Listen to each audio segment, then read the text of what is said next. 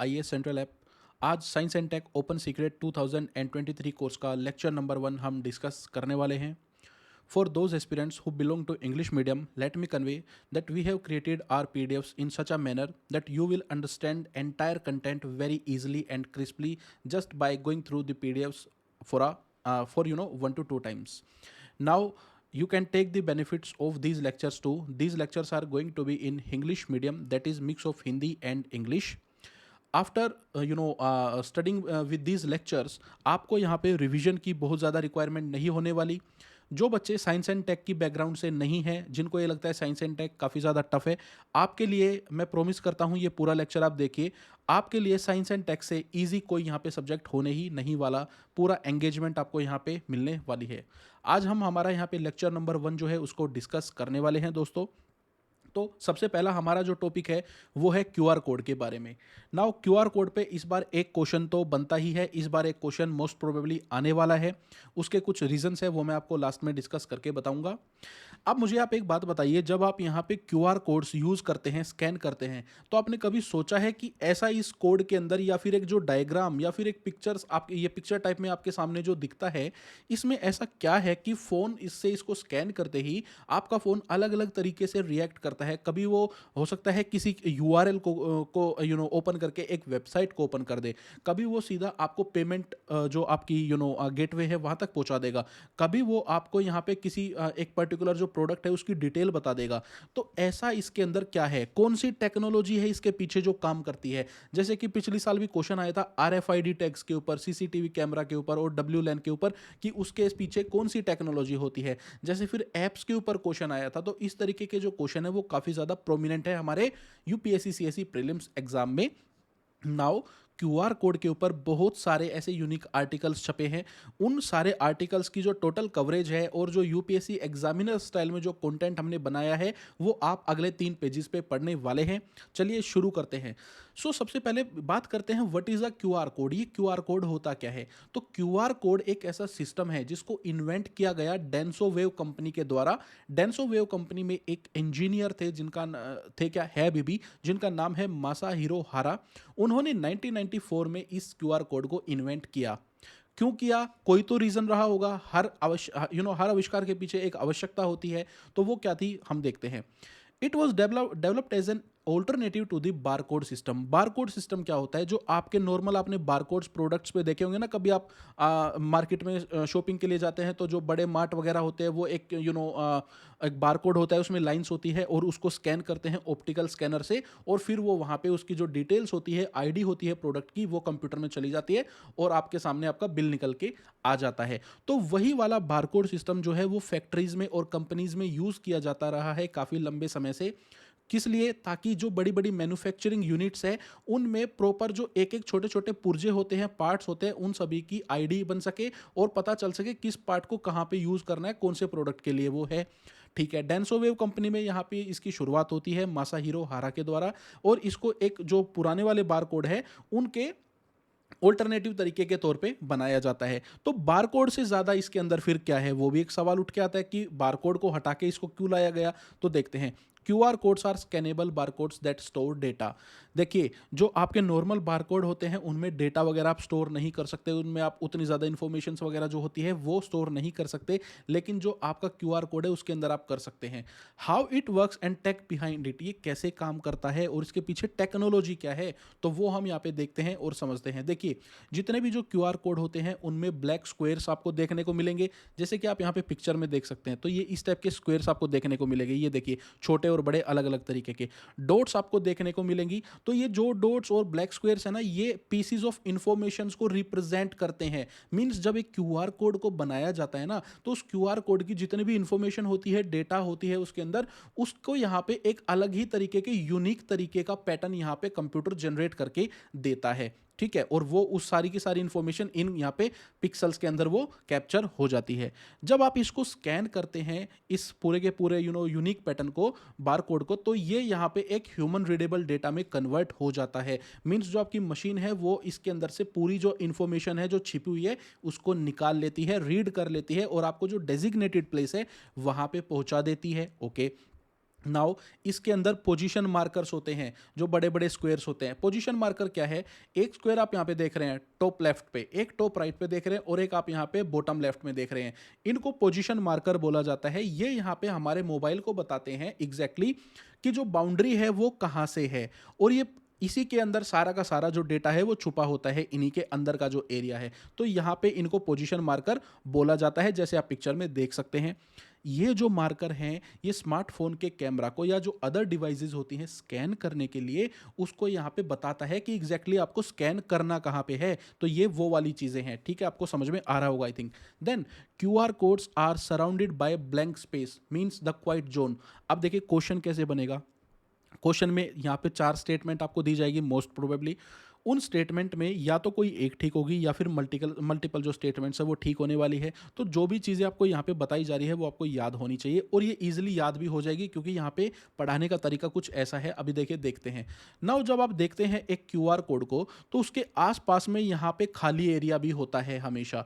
ये जो खाली एरिया होता है इसको बोलते हैं क्वाइट जोन। क्वाइट जोन मतलब कि जहाँ पे कुछ भी नहीं बना हुआ, जो शांत है, जिसके अंदर कुछ भी नहीं दिया हुआ, ये वो एरिया होता है जिसको स्कैन करते वक्त कंप्यूटर ये पता लगा लेता है कि लास्ट जो बाउंड्री है कंप्यूटर जो QR कोड की वो कहाँ पे है, कहाँ पे जाके क्वाइट हो रहा है। क्वाइट जहाँ पे हुआ मींस उसके अंदर का जो एरिया है वहीं यहाँ पे स्कैन करना है। तो ये कंप्यूटर की या फिर मोबाइल फोन की हेल्प करता है कि कहाँ से कहाँ पे जो QR कोड है शुरू होके एंड होता है। देन QR कोड में यहाँ पे काफ़ी सारे एरर्स भी हो सकते हैं।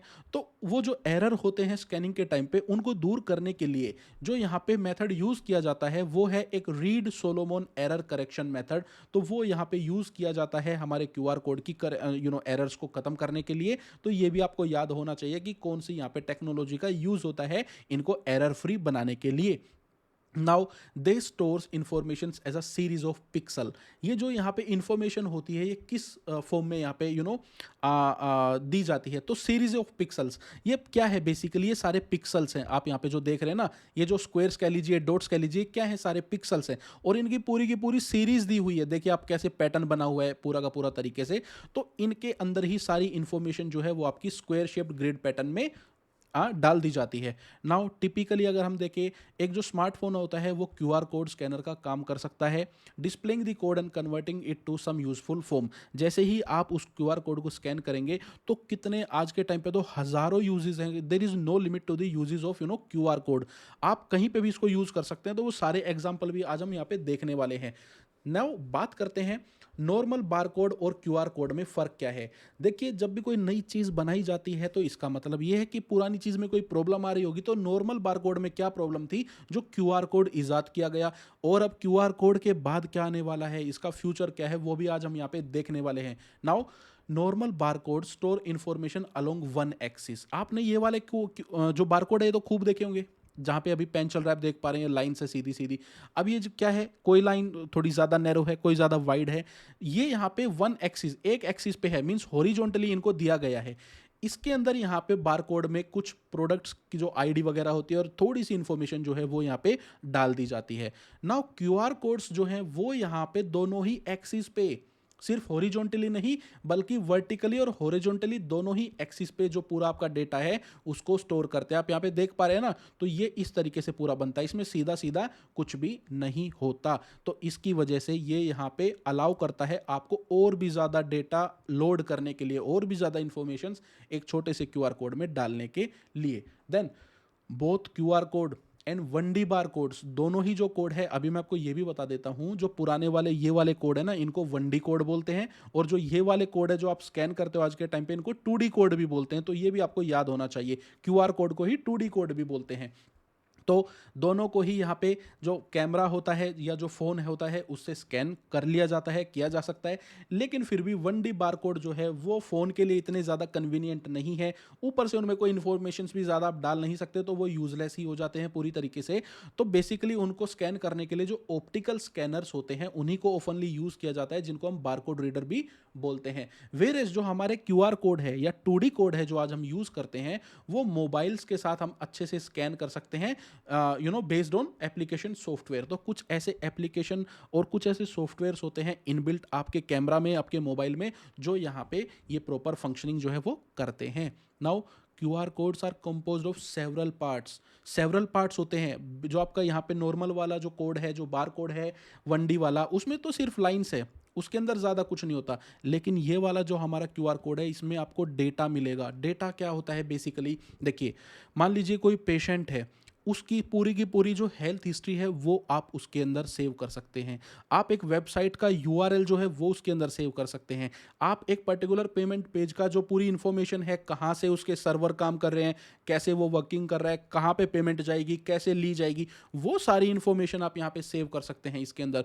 पोजीशन मार्कर्स यहाँ पे आपको देखने को मिलते हैं। पोजीशन मार्कर मैंने आपको बता ही दिए, जो बड़े बड़े स्क्वायर्स हैं वो वाले। क्वाइट जोन इसमें आपको देखने को मिलता है, और अब तो इसमें लोगो जो होते हैं वो भी दे दिए जाते हैं। मीन्स आपका जो पूरा बारकोड, जो क्यूआर कोड है, उसी के अंदर आपकी कंपनी का जो लोगो है वो भी डाला जा सकता है, वो भी पॉसिबल है पूरी तरीके से। देन वेयर एज जो हमारे नॉर्मल बार कोड है वो सिर्फ प्रोडक्ट की आईडी से ज़्यादा कोई काम नहीं करते। कुछ स्ट्रेट लाइंस दी होती है डिफरेंट विड्थ की, और बस वो इतना ही काम करते हैं। तो ये अंतर आपको अच्छे से समझ में आ गया होगा। और क्यूआर कोड जो है वो तो इन नॉर्मल बार कोड से सैकड़ों गुना ज़्यादा इंफॉर्मेशन को अपने अंदर कैरी करते हैं। नाउ यूनिक फैक्ट क्या है? यूनिक फैक्ट जानते हैं क्यूआर कोड के बारे में। कंपैरिजन तो हो गया, और कंपैरिजन पे ही डायरेक्ट क्वेश्चन आ सकता है। जैसे पिछली बार क्वेश्चन आया था एलईडी बल्ब और जो सल्फर वाले बल्ब होते हैं उनके बीच में, है ना। आपने इमेजिन भी नहीं किया होगा उस टाइम पे कि ऐसा क्वेश्चन आएगा, लेकिन आ गया। तो इस टाइप के ही क्वेश्चन आते हैं। जो भी सारी चीज़ें न्यूज़ में है, वो कहावत है ना, वो कहते हैं कि यूपीएससी में जो भी एवरीथिंग अंडर द सन जो भी है वहाँ से पूछ लिया जाता है। ऐसा कुछ नहीं है। यूपीएससी में सिर्फ जो अंडर द नोज है वहीं से पूछा जाता है। जस्ट कवर करने की रिक्वायरमेंट है प्रॉपर मैनर में, जो यहाँ पे एग्जामिनर आपसे डिमांड कर रहा है, एक अवेयर एस्पिरेंट, एक अवेयर कैंडिडेट होने की। नाउ बात करते हैं unique fact about QR codes. So QR codes can store digital information.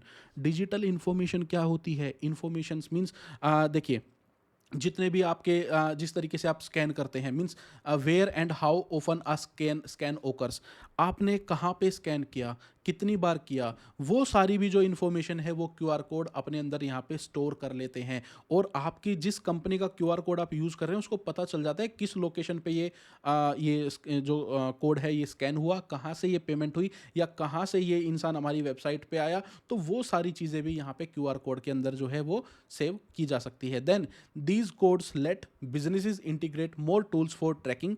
अब होता क्या है, बिजनेसेस की जो रिक्वायरमेंट है वो क्या है? कस्टमर्स को ट्रैक कर पाना, कस्टमर्स की जो हैबिट है, जो बिहेवियर है, किस तरीके से वो शॉपिंग करता है, किस तरीके से वो पेमेंट करता है, क्या उसका लेन देन है। तो उन सारी चीज़ों को यहाँ पे ट्रैक कर पाना बिजनेसेस के लिए काफ़ी ईजी है क्यूआर कोड की हेल्प से। टारगेटिंग करना प्रॉपर कस्टमर्स की, और फिर एनालिसिस मीन्स जो डेटा साइंस बेसिकली होती है ना, डेटा पूरा इकट्ठा करके कंज्यूमर का, और उसके ऊपर अपनी साइंटिफिक मेथड से प्रॉपर अपने बिजनेस को आगे बढ़ाना। Then they can also open an app or a website that then track people's personal information or require them to input it। तो यहाँ पे QR कोड से आप डायरेक्टली ऐसी वेबसाइट पे भी पहुंच सकते हैं जो यहाँ पे आपकी पर्सनल इन्फॉर्मेशन जो है उसको ट्रैक करती है। या फिर कई बार आप देखते हैं कि किसी वेबसाइट का न्यूज़पेपर में ही QR कोड दे दिया और आपने वो स्कैन किया, उसके बाद आप एक ऐसे वेब पेज पे पहुंचेंगे जहाँ पे आपको अपनी इन्फॉर्मेशन ऐड करनी है, और उसके बाद आप लॉग इन हो जाएंगे डायरेक्टली। तो इस तरीके से यहाँ पे इसका यूज़ ये होता है। देन देखिए क्यूआर कोड में भी दो तरीके होते हैं, टू टाइप्स होती हैं इन 2D कोड्स की भी।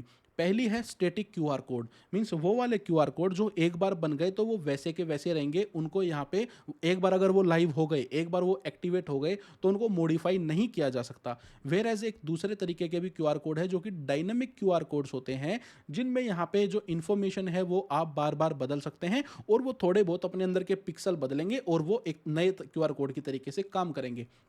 उदाहरण के तौर पे कभी अमेज़ोन से अगर आपके घर पे डिलीवरी आती होगी और आप बोलेंगे कि मेरे को क्यूआर कोड दे दो, तो वही एक ही फ़ोन से और बार बार अलग अलग प्रोडक्ट को वो स्कैन करके क्यूआर कोड जनरेट करते हैं। तो वो यही वाले डायनेमिक क्यूआर कोड होते हैं जो अपने थोड़े बहुत पैटर्न बदल के और आपके लिए नई इन्फॉर्मेशन, आपकी पेमेंट से रिलेटेड, आपने जो प्रोडक्ट मंगाया है उससे रिलेटेड सारी इन्फॉर्मेशन को अपने अंदर कैरी करके और तुरंत एक यहाँ पे हमारा डायनेमिक क्यूआर कोड क्रिएट हो जाता है। फिर देखते हैं QR codes are free and easy to set up. ये भी आपको पता होना चाहिए कि जो डेंसोवेव कंपनी है उन्होंने कोई पेटेंट नहीं रखा QR कोड के ऊपर और उसको पब्लिकली अवेलेबल करा दिया, जो कि अपने आप में एक बहुत अच्छी चीज़ है, क्योंकि QR कोड आज हमारे लिए सबसे हमारी लाइफ का एक बहुत ज़्यादा इंपॉर्टेंट पार्ट है। कितना इंपॉर्टेंट है वो तो हम अभी आगे डिस्कस करेंगे, और ये आगे आगे और ज़्यादा हमारी लाइफ को ईजी बनाता जाएगा। ये एक ऐसा टूल है, एक ऐसी इन्वेंशन है जो अपने समय से काफ़ी पहले हो गई थी। Then even if as much as 30% of the QR code, अगर जो QR कोड आप देखते हैं उसका 30% पार्ट तक भी अगर डैमेज हो जाए, मीन्स फेड हो जाए या फट जाए, तो भी आप डेटा जो आपका है उसको रिकवर कर सकते हैं। आपने कई बार स्कैन किया होगा ना, कई बार आप देखते होंगे कि आप एक QR कोड को स्कैन कर रहे हैं और उसमें इधर उधर भी अगर थोड़ा बहुत हो जाए तो भी आपका जो फ़ोन है उसको ईजिली कैप्चर कर लेता है, पूरा दिखाने की भी बहुत ज़्यादा रिक्वायरमेंट नहीं होती है। तो ये भी इनकी एक स्पेशलिटी है। वेयर एज आपने ये भी देखा होगा जब आप मार्केट में शॉपिंग करने जाते हैं किसी बड़े मार्ट वगैरह में, कि जो पुराने वाले यहाँ पे बारकोड होते हैं उनको तो प्रॉपरली कई कई बार भी स्कैन करना पड़ जाता है। आप समझ पा रहे हैं ना, आपने देखा होगा। तो ये बड़ा फ़र्क है। देन एक बड़ी इसकी खासियत क्या है कि QR कोड ने अभी पिछले 5-6 सालों से ज़्यादा जो इंपॉर्टेंस है वो गेन की है, स्पेशली पिछले 3 से 4 सालों में। आज के टाइम पे जहाँ पे भी जाओगे QR कोड आपको लगे मिलेंगे। लाइफ का ऐसा अभिन्न अंग हो गया है, जैसे खाना होता है, पानी होता है, वैसे ही। वो मैं अभी आपको आगे बताऊंगा भी। लेकिन इसकी जो इन्वेंशन है वो 1994 में हो चुकी थी, तो पर्पस कुछ और था, लेकिन एक टूल है और टूल को कैसे यूज़ किया जा सकता है उसकी कोई लिमिट नहीं होती। ठीक है, बनाने वाले को भी नहीं पता होता कि ये टूल कैसे इस्तेमाल होने वाला है आने वाले टाइम में। तो इसी तरीके की स्टेटमेंट से क्वेश्चन आएंगे, आपको पता होना चाहिए सब कुछ कि यहाँ पे 30% अगर डैमेज हो जाए तो भी ये काम करता है। दो तरीके के होते हैं QR कोड भी, स्टैटिक वाले, डायनेमिक वाले। आपको ये सारी चीज़ें पता होनी चाहिए, और अब तो आपको सारी चीज़ें ये याद रहने वाली है, भूलोगे भी नहीं आप। Then future of QR codes के बारे में बात करते हैं। अब नया क्या होने वाला है, तो सबसे पहले है अ न्यू RMQR कोड। एक नया QR कोड बन रहा है जिसके आगे लग गया है R और M। क्या है ये R और M? R means rectangular, M means micro. Micro means क्या QR कोड को और छोटा कर दिया गया है? जी हाँ, बिल्कुल। देखिए होता क्या है, आपका जो QR कोड है अभी वो होता है यहाँ पे रेक्टेंगुलर शेप में। जो आपका यहाँ पे बार कोड है पुराने वाला, सॉरी स्क्वायर, ये है आपका यहाँ पे स्क्वायर शेप में। जो आपका पुराना वाला बार कोड है वो होता है रेक्टेंगुलर शेप में।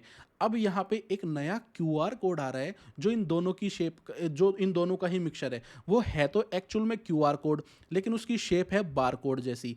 और इसकी जो यूजेस हैं वो काफ़ी ज़्यादा होने वाले हैं। काफ़ी सारे जो टिकट्स के और जो स्लिप्स वगैरह होती है, रसीदें वगैरह होती है, उनके ऊपर इस वाले नए वाले रेक्टेंगुलर शेप वाले जो माइक्रो QR कोड है इसका यूज़ होने वाला है। क्यों है वो मैं आपको बताऊंगा, इसकी इन्वेंशन क्यों की जा रही है वो भी मैं आपको भी बताऊंगा। देखिए, जो ये नया रेक्टेंगुलर MQR आएगा ना, एक तो ये और भी ज़्यादा डेटा अपने अंदर यहाँ पे कैरी कर सकता है नॉर्मल वाले QR कोड से जो अभी हम यूज़ करते हैं। और कितने स्पेस में? नैरो स्पेसिस में। मीन्स ये यहाँ पे जगह थोड़ी लंबी लेगा, लेकिन इसको ज़्यादा हाइट की रिक्वायरमेंट नहीं है। ठीक है, मीन्स कम जगह में और ज़्यादा डेटा। दूसरी बात, this new QR code has about 32 different variations. इसमें टोटल 32 के आसपास अलग अलग वेरिएशन रहेंगी, अलग अलग तरीके से ये बनेगा। ठीक है, और यहाँ पे 2 mm हाई सरफेस पे भी बनाया जा सकता है। अब देखिए 2 mm का मतलब क्या है और ये 3 mm का मतलब क्या है, ध्यान से समझिए। ये यहाँ पे बेसिकली रिलेटेबल प्रोपोर्शन वाली बात है। आपका मान लीजिए एक जो नॉर्मल QR कोड है स्क्वायर वाला, अगर उसको यहाँ पे एक हाइट की रिक्वायरमेंट होती है एक पर्टिकुलर जगह पे 3.8 mm की, तो उसी सारी इन्फॉर्मेशन, उससे भी ज़्यादा इन्फॉर्मेशन को एक रेक्टेंगुलर QR कोड में यहाँ पे कैरी किया जा सकता है सिर्फ 2 mm की हाइट्स के साथ। मीन्स वो जगह है जहाँ पे हाइट की कमी होती है, जैसे टिकट्स वगैरह होती है, उसमें स्क्वायर शेप में आप QR कोड को कैसे प्रिंट करेंगे जो आपकी रेक्टेंगुलर शेप में लंबी लंबी टिकट्स होती है। तो इस तरीके की काफ़ी सारी ज़रूरतें होती है जिसको लेके अब यहाँ पे रेक्टेंगुलर शेप का नया QR कोड बनाया जा रहा है। ये वाला जो QR कोड है RMQR, ये यहाँ पे न्यूमेरिक कैरेक्टर्स को और अल्फा न्यूमेरिक कैरेक्टर्स को स्टोर करता है। तो ये भी आपको पता होना चाहिए, सीधी स्टेटमेंट आ सकते हैं यूं के यूं उठ के ये वाली। देन द RMQR, ये जो है एक्सपेक्टेशन ये है कि ये रिप्लेस कर देंगे बार कोड्स को। जो पुराने वाले स्पेशली बार कोड्स हैं उनको तो बिल्कुल ही रिप्लेस कर देंगे, QR कोड को तो रिप्लेस नहीं करने वाले स्क्वायर शेप वालों को, लेकिन बार कोड्स को रिप्लेस कर देंगे। टिकट आपने देखा होगा ना, टिकट्स वगैरह पे काफ़ी सारी ऐसे नैरो स्पेसिस में पुराने वाले बार कोड होते हैं अभी भी, लेकिन उनमें थोड़ी सी इन्फॉर्मेशन होती है, तो उनको रिप्लेस करके ज़्यादा इन्फॉर्मेशन देने के लिए इनका इस्तेमाल अब किया जाएगा RMQR का।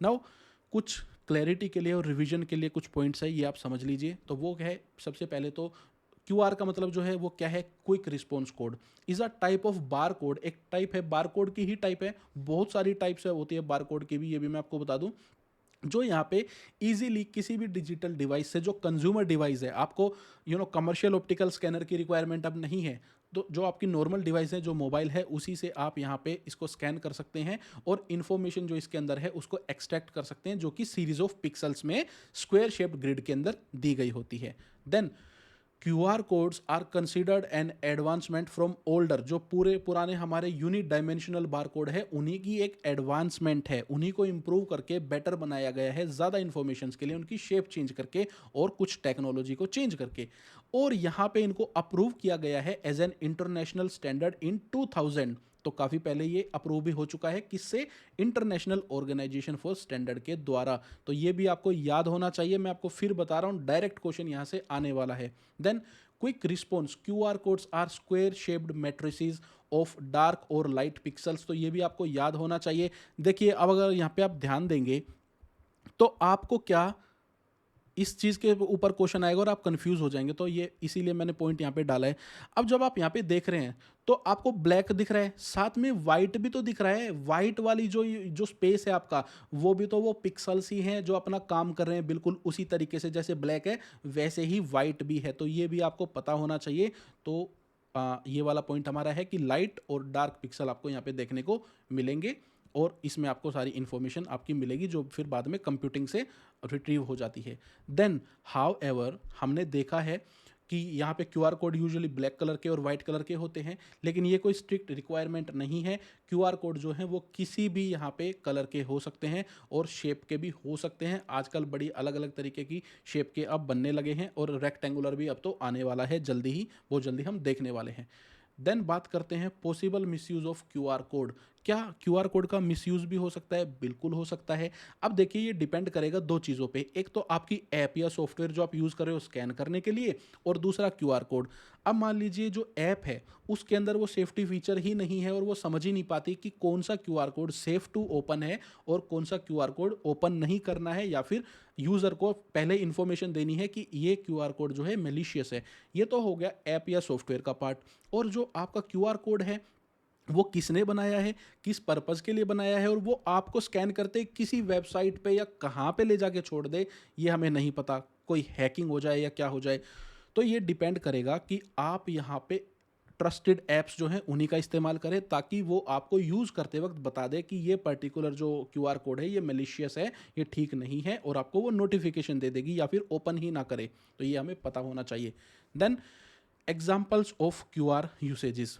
तो देखिए प्राइमरीली क्यों इन्वेंट हुआ था, हम ये जान गए हैं कि मैन्युफैक्चरिंग एंड रिटेल इंडस्ट्रीज़ में आपकी जो ज़्यादा से ज़्यादा इंफॉर्मेशन होती है प्रोडक्ट्स की, उनको कैरी करने के लिए इसको बनाया गया था।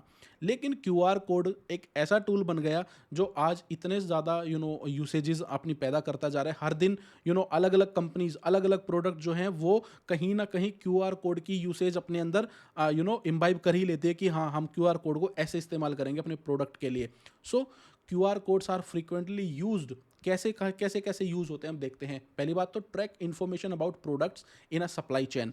जब एक प्रोडक्ट फैक्ट्री में बनता है वहाँ से लेके उसकी प्रॉपर स्कैनिंग होनी है, वो किस लोट में गया, कौन से बॉक्सेस में पैक हुआ, किस ट्रक में गया, कहाँ पे पहुँचा, वहाँ पे पहुँच के वो किस डिस्ट्रीब्यूटर के पास गया और एक्चुअल में कहाँ पे जाके उसकी जर्नी एंड हुई और वो उसका स्कैन किया गया और कंज्यूमर ने उसको बाय कर लिया। तो पूरी जो सप्लाई चेन है ना उसकी इंफॉर्मेशन को यहाँ पे इजीली QR कोड के साथ पता किया जा सकता है। जैसे मैंने आपको बताया था कि QR कोड यहाँ पे ये स्टोर कर लेता है, वो बता देता है कि एग्जैक्टली कहाँ पे और कितनी बार ये स्कैन किया गया। देन मार्केटिंग कैंपेन्स, आप न्यूज़पेपर वगैरह आज देखते हैं, आज ये खोल के देखिए न्यूज़पेपर, कहीं ना कहीं कोई एडवर्टाइजमेंट मिल जाएगी और साथ में QR कोड होगा। पहले क्या होता था कि किसी भी कंपनी को अपनी ऐड के साथ बहुत कुछ बताना पड़ता था कि ये ऐप खोलिए, ये वेबसाइट खोलिए, इससे ये होगा, फिर वहाँ पे जाके ये करिए। अब कुछ भी ज़रूरत नहीं है, क्यूआर कोड दे दिया, स्कैन कीजिए, सीधे वेब पेज पे जाएंगे और तुरंत अपनी डेटा फिल करेंगे और आपका काम हो गया। देन ऑगमेंटेड रियलिटी जो है, एआर जो है, उसमें काफ़ी ज़्यादा क्यूआर कोड का यूज़ होता है। किस लिए?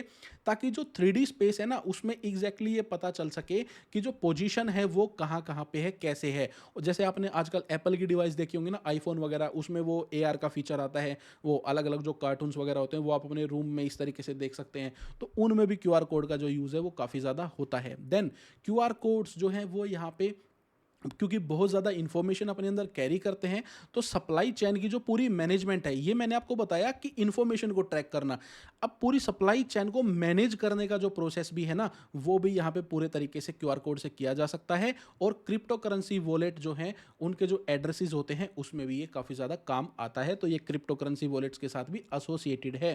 नाउ एनवायरनमेंट वाले हमारे कोर्स में मैंने आपको एक टॉपिक पढ़ाया था, उत्तराखंड कैसे यहाँ पे जो प्लास्टिक वेस्ट है उसको एलिमिनेट कर रहा है, स्पेशली चार धाम वाले रूट पे और उन सारी जगहों पे। तो वो एक यूनिक एग्जांपल है कि आपने पर्टिकुलर एक क्यूआर कोड बनाया और उस क्यूआर कोड को स्कैन करके ही एक प्रोडक्ट को बाय किया जा सकता है। और अब यहाँ पे जब आप उस प्रोडक्ट के, उस पैकेट के, उस प्लास्टिक वेस्ट को वापस करेंगे तो कुछ पैसे आपको रिफंड हो जाएंगे, उसके कुछ पैसे आपसे शुरू में ही एक्स्ट्रा लिए जाएंगे। तो इस तरीके से यूज़ भी यूनिकली हो रहे हैं। देन हॉस्पिटल्स में काफ़ी ज़्यादा आजकल यूज़ किया जा रहा है, सरकारी हॉस्पिटल्स में भी किया जा रहा है, ताकि आपको लाइनों में ना लगना पड़े। जैसे कि हेल्थ मिनिस्ट्री का एक प्रोग्राम है जिसका नाम है स्कैन एंड शेयर।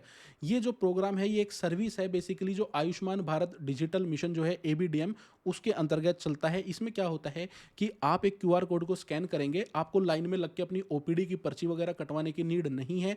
आपने वो स्कैन किया, आपका काम हो गया, आप सीधे जाके डॉक्टर से मिल सकते हैं। जैसे जो भी आपका जैसे भी नंबर आने वाला है, आपको एटलीस्ट पर्ची या बनवाने के लिए लाइन में लगने की नीड नहीं है। देन उसके बाद आपका जो भी आपको दवाई दी गई, जो भी आपको बीमारी थी, आपकी पूरी हेल्थ हिस्ट्री जो है वो एक उसी क्यूआर कोड के साथ आपकी सेव होने लगती है। Then the patients can scan the QR code using my any health application. जैसे कि कैसे इन क्यूआर कोड्स को स्कैन किया जा सकता है, तो आभा ऐप हो गई, जैसे कि आभा ऐप के बारे में अभी आगे बात भी करेंगे।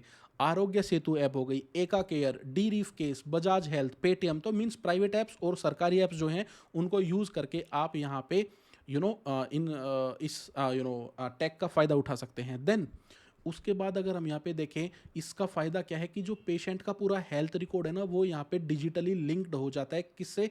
आयुष्मान भारत हेल्थ अकाउंट के साथ। अब क्योंकि सारा का सारा टेक्नोलॉजी बेस हो रहा है, तो एक मरीज, एक पेशेंट की पूरी जो हिस्ट्री है वो यहाँ पे डॉक्टर को पहले ही पता चल जाएगी कि ये पिछली बार भी आया था और इसको क्या प्रॉब्लम थी। पूरा का पूरा डेटा सामने आ जाएगा। Then QR codes being available with text book. आज के टाइम पे काफ़ी टेक्स्ट बुक और ऐसी मैगजीन आती है कि मान लीजिए कोई चैप्टर है, चैप्टर के साथ ही एक क्यूआर कोड दे दिया, उस पर स्कैन कीजिए, एक पेज खुलेगा या यूट्यूब खुलेगी और आपके सामने यहाँ पे लेक्चर आ जाएगा उसी चैप्टर के बेसिस पे। तो ये भी एक अच्छा फीचर है। देन ये सब एग्जाम्पल्स है कैसे कैसे यूज़ किया जा सकता है। देन पुलिस कमिश्नरेट्स, ये आपको इतने एग्जाम्पल इसलिए बताए जा रहे हैं क्योंकि इसके ऊपर मेंस में भी क्वेश्चन आने वाला है इस बार, या तो मेंस में या प्री में, या हो सकता है दोनों ही, लेकिन क्वेश्चन ज़रूर आएगा। तो पुलिस कमिश्नरेट जो है इंडिया में, कुछ ऐसे जो सिटी पुलिस है वो यूज़ कर रही है क्यूआर कोड को। किस लिए?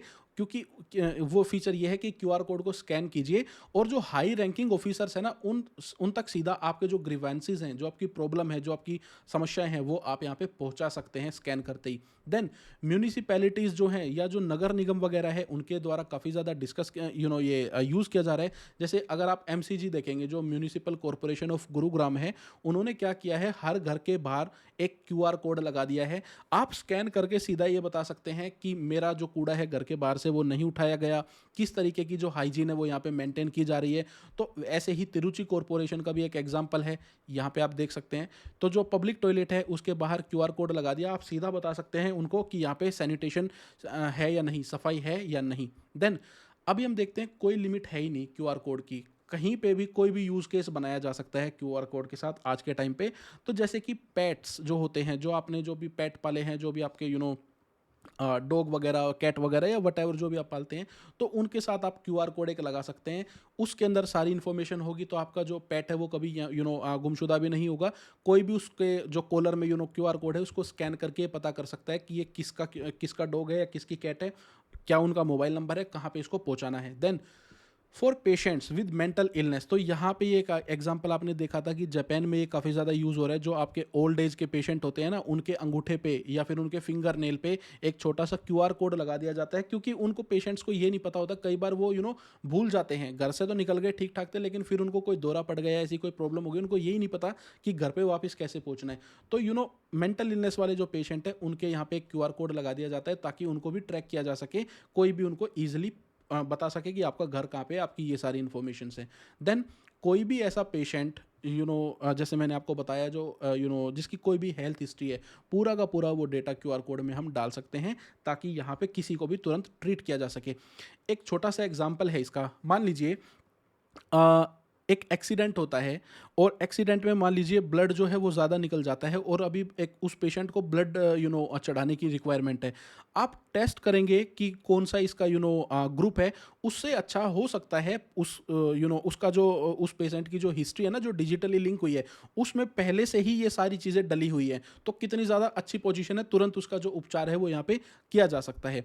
रेस्टोरेंट की मेन्यूज़ में अगर आप देखेंगे, आज के टाइम पे क्यूआर कोड बड़ा यूज़ होता है। सीधा स्कैन कीजिए मेन्यू आपके सामने, तो आपको फिजिकली वो जो मेन्यूज़ होती है ना, जो काफ़ी बार तो देखने में गंदी ही होती है, अगर अच्छे से अच्छी जगह पे जाएंगे तो भी वहाँ पे कुछ ना कुछ बैक्टीरिया वगैरह ये सब होते ही हैं मेन्यूज़ के ऊपर, तो उसकी भी आपको रिक्वायरमेंट नहीं है, कोई आपका टच होगा ही नहीं। देन यूपीआई पेमेंट्स हम करते हैं, टेम्पल डोनेशंस करते हैं, पेड़ों पे आजकल क्यूआर कोड लगा दिए जाते हैं उन पेड़ों की इन्फॉर्मेशन के लिए। वाईफाई अगर आपको ज्वाइन करना है तो क्यूआर कोड स्कैन कीजिए। वेबसाइट लॉगिन करनी है, ऑथेंटिकेशन करना है, तो कितने सारे यूज़ केस है। तो कोई यहाँ पे एज सच लिमिट ही नहीं है। क्यूआर कोड कहीं पे भी हेल्पफुल हो सकता है, जहाँ पे आपको इन्फॉर्मेशन सेव करनी है और ट्रैकिंग करनी है। देन क्वेश्चन यहाँ पे ऐप्स के ऊपर, इन्हीं सारी आरोग्य सेतु के ऊपर भी और रिलेटेड ऐप्स के ऊपर 2022 में आ चुका है। आरएफआईडी और जो उसकी शॉर्ट रेंज डिवाइस वाली या शॉर्ट रेंज जो टेक्नोलॉजी है, उसके ऊपर भी प्रीलिम्स 2022 में क्वेश्चन ऑलरेडी आ चुका है। अब बात करते हैं सुपर कैपेसिटर्स के बारे में। तो दोस्तों, कैपेसिटर बेसिकली होता क्या है? कैपेसिटर वो डिवाइस होती है जो अपने अंदर चार्ज जो होता है, जो इलेक्ट्रिसिटी जो होती है, उसको बेसिकली होल्ड करता है, ठीक है, अपने अंदर कैरी करता है। तो हमारा जो इंडियन इंस्टीट्यूट ऑफ साइंस के रिसर्चर्स हैं, उन्होंने एक नया अल्ट्रा माइक्रो सुपर कैपेसिटर बनाया है। तो बेसिकली कोई नीड होगी, कैपेसिटर पहले थे हमारे पास, अब सुपर कैपेसिटर अगर बनाया है, अगर इन्वेंशन की है, तो there must be some need, है ना। तो ये बेसिकली एक टाइनी डिवाइस है, सुपर कैपेसिटर, जो अपने अंदर enormous amount of electric charge को कैरी कर सकता है। क्या यही इसका फीचर है? नहीं, अभी बात करते हैं और इसमें क्या फीचर है। देखिए, ये जो नए सुपर कैपेसिटर्स है ना, इनमें काफ़ी ज़्यादा पोटेंशियल है, और इनको यूज़ किया जा सकता है स्ट्रीट लाइट्स के ऊपर, जो आप बेसिकली आपके सड़कों पे लाइटें होती है उनमें। कैसे, अभी बात करेंगे। कंज्यूमर इलेक्ट्रॉनिक्स, आपके मोबाइल हो गया, आपका कैमरा हो गया, जहाँ पे भी आपको बैटरी की रिक्वायरमेंट होती है, स्पेशली डायरेक्टली जो आपके पावर से कनेक्टेड डिवाइस नहीं है उनमें, इलेक्ट्रिक कार्स में और मेडिकल डिवाइसेस में। नाउ बात करते हैं इशू क्या है, क्यों बनाया गया ये इसलिए बनाया गया क्योंकि यहाँ पे ऊपर हमने जितनी भी डिवाइसेस जो हैं डिस्कस की, आज के टाइम पे ये सारी बैटरी से पावर्ड होती है। आप चार्ज करते हैं, वो बैटरी आपको करंट का फ्लो देती है, इलेक्ट्रिसिटी का फ्लो देती है, फिर वो यूज़ होते होते डिस्चार्ज हो जाती है, और इस तरीके से हमारी डिवाइसेस चलती हैं। लेकिन हमें पता है कि ये जो बैटरी है ना, इनकी जो लाइफ है वो कोई बहुत ज़्यादा लंबी नहीं होती, और ये साल में 2 साल में, डिपेंडिंग ऑन द क्वालिटी, ये बैटरी जो है वो ख़राब हो जाती है। अब कैपेसिटर्स क्या हैं वो हमें पता है कि ये यहाँ पे इलेक्ट्रिक चार्ज जो है उसको स्टोर कर लेते हैं अपने अंदर। लेकिन जो ये नॉर्मल कैपेसिटर्स होते हैं ना, ये यहाँ पे स्टोर तो कर सकते हैं उस करंट को या उस चार्ज को, लेकिन ये उसको डिस्चार्ज नहीं कर सकते। मीन्स आपके डिवाइस को पावर अप नहीं कर सकते, उसको प्रॉपर एक फ्लो में करंट को आपके डिवाइस तक भेज नहीं सकते। यहाँ पे ये इनकी प्रॉब्लम है बहुत बड़ी, कॉन्स्टेंटली नहीं भेज सकते। जैसे बैटरी आपको पावर देती है, आपके मोबाइल को, आपके डिवाइसेस को, लेकिन सुपर कैपेसिटर दे सकते हैं। नॉर्मल कैपेसिटर नहीं दे सकते, सुपर कैपेसिटर दे सकते हैं। तो जो सुपर कैपेसिटर है ना, वो दोनों के ही काम करेगा। कैपेसिटर का काम है इलेक्ट्रिक चार्ज को होल्ड करके रखना, और बैटरीज का काम है प्रॉपरली कॉन्स्टेंटली चार्ज को किसी डिवाइस को प्रोवाइड कराना। तो सुपर कैपेसिटर ये हमारे दोनों ही काम करने वाला है। ये स्टोर भी करेगा, और यहाँ पे इमेंस अमाउंट ऑफ जो एनर्जी है उसको यहाँ पे रिलीज भी करेगा। देन रिसर्चर्स ने ये बनाया कैसे है, ऐसा क्या किया कि सुपर कैपेसिटर बन गया? तो हुआ क्या, उन्होंने सुपर कैपेसिटर को बनाया है, उसकी जो इलेक्ट्रोड होती है ना, उसको बदल के। इलेक्ट्रोड क्या होती है? इलेक्ट्रोड वो पार्ट होता है जो बेसिकली वो कंडक्टर होता है, जिसमें से इलेक्ट्रिक चार्ज जो है वो फ्लो होके और निकलता है। वो बेसिकली एक मीडियम है इलेक्ट्रिक चार्ज के फ्लो होने का, इलेक्ट्रोड। तो हुआ क्या, यहाँ पे एक नई तरीके की इलेक्ट्रोड बनाई। कैसे बनाई? फील्ड इफेक्ट ट्रांजिस्टर्स को यूज करते हुए, एफ ई टीज को यूज करते हुए as an electrode instead of metallic electrode को हटा दिया और यहाँ पे फील्ड इफेक्ट ट्रांजिस्टर्स जो हैं उनको लगा दिया एग्जिस्टिंग कैपेसिटर्स में, और उसकी वजह से यहाँ पे आपका ये एक तरीके से सुपर कैपेसिटर बन गया। Then using F A T as an electrode, जब आप इलेक्ट्रोड के तौर पे, कंडक्टर के तौर पे एफ ए टी को लॉन्च करेंगे, यूज करेंगे, तो होगा क्या, super capacitor is something new for tuning charge in a capacitor. तो इसकी वजह से जो ट्यूनिंग होती है ना चार्ज की, वो बिल्कुल बदल जाती है। अब ये इन्वेंशन क्यों हुई उस पर भी बात कर लेते हैं। करंट ऑनगोइंग जो कैपेसिटर है वो मैंने आपको बता दिया क्या यूज करते हैं, वो यूज करते हैं मेटल ऑक्साइड बेस्ड इलेक्ट्रोड्स। ये जो इलेक्ट्रोड्स होती हैं, जो ये कंडक्टर होते हैं, बड़े पुअर तरीके से इलेक्ट्रॉन मोबिलिटी को अंजाम देते हैं। मींस जो इलेक्ट्रॉन्स होते हैं, जो आपका चार्ज होता है, उसकी मोबिलिटी, उसका जो मूव करना, उसका जो फ्लो है, वो काफ़ी पुअर होता है। इस तरीके से वो हमारे काम के नहीं रहते। इसीलिए रिसर्चर्स ने यहाँ पे डिसाइड किया और एक यहाँ पे एफ ई टी है, जो ये ट्रांजिस्टर्स हैं, इनको यूज़ करते हुए एक नई चीज़ को ईजाद किया। वो क्या है? फ्यू एटम्स थिक लेयर बनाई यहाँ पे मोलिब्डेनम डाइसल्फाइड MOS2 की और ग्रेफिन की, और उसके चलते हुए जो ये इलेक्ट्रॉन मोबिलिटी यहाँ पे स्लो थी ना मेटल ऑक्साइड बेस्ड इलेक्ट्रोड में, वो नई वाली इन इलेक्ट्रोड्स में या एफईटीज में काफ़ी ज़्यादा इंक्रीज हो गई, और उसी के साथ गोल्ड के कॉन्टैक्ट लगा दिए। अब जब गोल्ड के जो कॉन्टैक्ट हैं अगर वो आप लगा देंगे, जो कॉन्टैक्ट क्या होता है बेसिकली, जो आप जब किसी चीज़ को, किसी इलेक्ट्रिक डिवाइसेस को आपस में कनेक्ट करते हैं या प्लग वगैरह में कनेक्ट करते हैं, तो जो गोल्ड के कॉन्टैक्ट होते हैं, एक तो वो हीट रेजिस्टेंस काफ़ी ज़्यादा होते हैं, और हीट रेजिस्टेंट अगर वो होंगे तो जो मोबिलिटी है वो और भी ज़्यादा आपकी बेटर रहेगी, और फ्लो यहाँ पे जो चार्ज का है वो अच्छे से हो पाएगा। अब यहाँ पे IISC जो इंडियन इंस्टीट्यूट ऑफ साइंस है, उसके अलावा इंडियन इंस्टीट्यूट ऑफ टेक्नोलॉजी जो बॉम्बे है, IIT बॉम्बे, उन्होंने भी एक सुपर कैपेसिटर बनाया है जो काफ़ी स्पेशल है, जो कि वियरेबल है। आपके कपड़ों के अंदर वो लगा होगा। कैसे, बात करते हैं। आइडिया ये है कि एक सुपर कैपेसिटर जो अपने अंदर चार्ज को होल्ड भी कर रहे हैं और फ्लो भी दे सकता है, मींस वो यहाँ पे रिलीज भी कर सकता है उस इलेक्ट्रिक चार्ज को। अगर उसको इंटीग्रेट कर दिया जाए पीजो इलेक्ट्रिक एनर्जी जनरेटर के साथ। पीजो इलेक्ट्रिक एनर्जी जनरेटर क्या होता है? जब आप चलते हैं ना या दौड़ते हैं, तो जो मैकेनिकल एनर्जी होती है उससे इलेक्ट्रिकल एनर्जी जनरेट ये कर लेते हैं, ये पीजो इलेक्ट्रिक जनरेटर होते हैं। अब यहाँ पे क्या हुआ, सुपर कैपेसिटर उस चार्ज को होल्ड कर रहा है और ज़रूरत पड़ने पे आपको दे भी रहा है, रिलीज भी कर रहा है आपकी डिवाइसेस के लिए। और पीजो इलेक्ट्रिक जो जनरेटर है वो आपको इलेक्ट्रिक चार्ज प्रोड्यूस करके दे रहा है, और वो सेव कहाँ पे हो रहा है? जाके सुपर कैपेसिटर में। तो ये ऑटोमेटिकली एक क्या बन गया? सेल्फ सस्टेनिंग मेथड बन गया। आपको एडिशनल पावर की तो रिक्वायरमेंट ही नहीं हुई यहाँ पे। अब होता क्या है, इन सुपर कैपेसिटर्स को जब यहाँ पे फैब्रिक, कपड़े के साथ स्टिच कर दिया जाता है, सील दिया जाता है, तो ये सुपर कैपेसिटर आपके जीपीएस वगैरह जो आप यूज़ करते हैं प्रॉपरली, आपके कपड़ों में भी हो सकता है आने वाले टाइम में जीपीएस हो जाए, तो उसके लिए बेनिफिशियल है। एलईडी लैंप आप इस तक इससे जला सकते हैं, अपनी डिवाइसेस जो हैं उनको चार्ज कर सकते हैं, तो ये अपने आप में एक अलग ही चीज़ होने वाली है। देन इन दिस केस, ये वाला जो केस है ना IIT बॉम्बे वाला, इसमें इलेक्ट्रोड अब अलग तरीके की है। वो कैसी है इलेक्ट्रोड, कैसा कंडक्टर है, वो बात करते हैं। इन सुपर कैपेसिटर में जो यूज हुआ है, किया क्या गया, कपड़ा किस चीज़ का होता है? मान लीजिए कॉटन की टी शर्ट है, कॉटन की जो धागे हैं ना उनके ऊपर एक कोटिंग कर दी। कोटिंग किस चीज़ की? कार्बन नैनो ट्यूब्स की, CNTs की कोटिंग कर दी। जब यहाँ पे इन कॉटन के धागों पे CNTs की कोटिंग की, तो ये भी अपने आप में जो धागे हैं ना वो क्या बन गए? कंडक्टर ऑफ इलेक्ट्रिसिटी बन गए, मीन्स इलेक्ट्रोड का काम करने लगे। इनमें से इलेक्ट्रिसिटी पास हो सकती है उस तरीके से।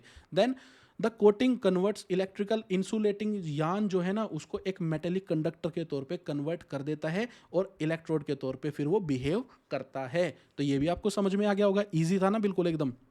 नाउ जो ग्रेफीन ऑक्साइड है, जो पुरानी ओल्ड लिथियम आयन बैटरीज हैं, उनको निकाल के, ओल्ड लिथियम आयन बैटरीज में से ग्रेफीन ऑक्साइड को निकाल के भी सुपर कैपेसिटर्स में यूज़ किया जाता है। तो सीधा हो सकता है क्वेश्चन सिर्फ इतना ही आ जाए, क्या सुपर कैपेसिटर में ग्रेफीन ऑक्साइड यूज़ होता है? तो आपको पता होना चाहिए, यस होता है। देन द ग्रेफाइट एनोड, ये जो ग्रेफाइट एनोड होती है पुरानी डिसमेंटल बैटरीज में, जो एल्यूमिनियम होता है और जो स्टेनलेस स्टील होता है। अब इसमें जो ये ग्रेफाइट होता है, इसको एनोड को यहाँ पे कन्वर्ट किया जाता है ग्रेफिन ऑक्साइड में। कैसे? ऑक्सीडेशन और यहाँ पे एक्सफोलिएशन का जो मेथड है उसको यूज करते हुए। अब एक और तीसरी चीज है, आईआईटी मद्रास भी इसके बारे में कुछ काम कर रही है। वो क्या कर रहे हैं? आईआईटी मद्रास के जो रिसर्चर हैं वो यहाँ पे एक टेक्नोलॉजी बिल्ड कर रहे हैं। उस टेक्नोलॉजी में जो पैडी वेस्ट है ना, जो आपके राइस फील्ड, राइस के जो खेत हैं उनका जो वेस्ट है, उसको यूज़ करके उसके जो एक्टिवेटेड कार्बन है उनको प्रोड्यूस करके अपसाइकल करके और उसको यहाँ पे सुपर कैपेसिटर में यूज़ करने वाले हैं एज एन इलेक्ट्रोड। तो ये भी आपके लिए काफ़ी ज़्यादा बेनिफिशियल हो जाएगा हम सभी के लिए कि जो वेस्ट है वो भी यूज़ में आ जाएगा और यहाँ पे जो टेक्नोलॉजी है उसकी भी एडवांसमेंट हो जाएगी। इसके ऊपर सीधा क्वेश्चन मैं तो देख रहा हूँ आने वाला है, तो आपको अच्छे से ये सारी चीज़ें याद रखनी है। नाउ बात करते हैं ओटिज्म के बारे में, गट माइक्रोबायोम के बारे में। देखिए क्या है ओटिज्म। बेसिकली क्या है? एक ओटिज्म स्पेक्ट्रम डिसऑर्डर। ये एक डिसऑर्डर है, एक कंडीशन है, कोई बीमारी नहीं है, कोई डिजीज नहीं है।